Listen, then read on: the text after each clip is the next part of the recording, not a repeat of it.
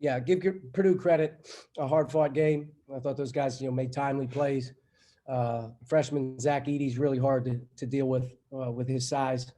Um, but they did a really good job. Timely plays, played well, played hard. They're a good team.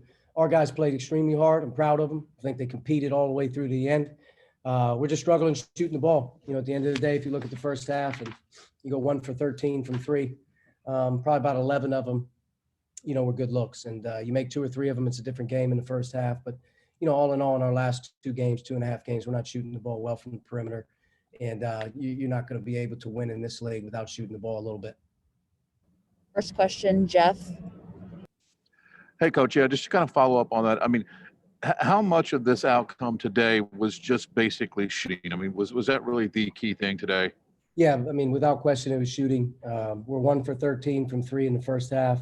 We go 4 for 10, but I didn't think the ones at the end, mattered as much. And free throws, again, free throws, especially, first half, early second half, they hurt us. They stop us from scoring when we're getting stops. If we're getting stop after stop after stop after stop and you can't score, at some point you cave in. We haven't caved in, even in our last 2 games. Really love the staying with it, love our attitude. I think we've played 2 of our hardest fought games in our last 2 road games defensively, and guys are battling hard. So we keep that going here. We're going to find a way to break back through, but at some point we're going to have to make some open shots. Tom. Archie, how difficult is it to try to get Zach Edey off the blocks and come at him in different ways? He seems like he's maturing quickly in regards to how he handles the ball and such. He's a very good player, regardless of his size. He's got great touch. He's got great hands. Clearly with his size and the way that they play, he's put on islands down there, and he's very difficult to deal with without question. He's one of the harder players that you'll guard. You have to try to take advantage of him on the other end. And, if you're not making some shots and opening the floor up, it's difficult, but it's definitely, he's a load. He's definitely a load. Dustin. Race Thompson was obviously out for much of the second half of this one. Looked like it was maybe an ankle or foot. Just what happened to him, and how tough does it make it when you can't, put him in the lineup?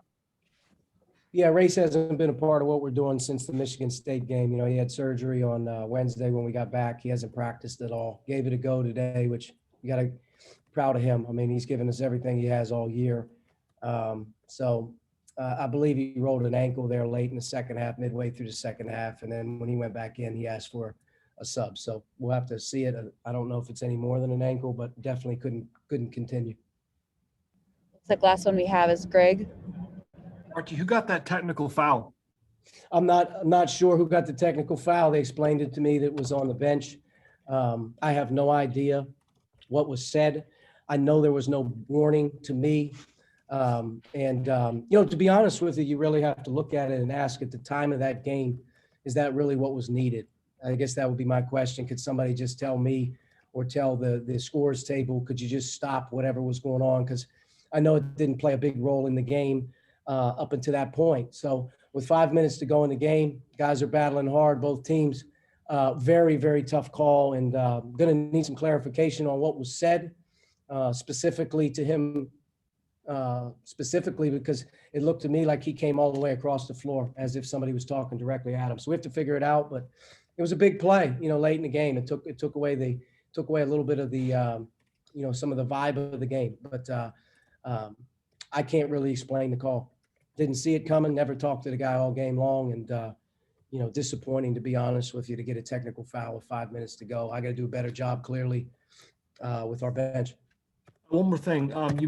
I saw you gesturing your team, hey, guys, be smart out there. I've not really heard you talk about your team's basketball IQ this year. How do you feel that looked today? How is it?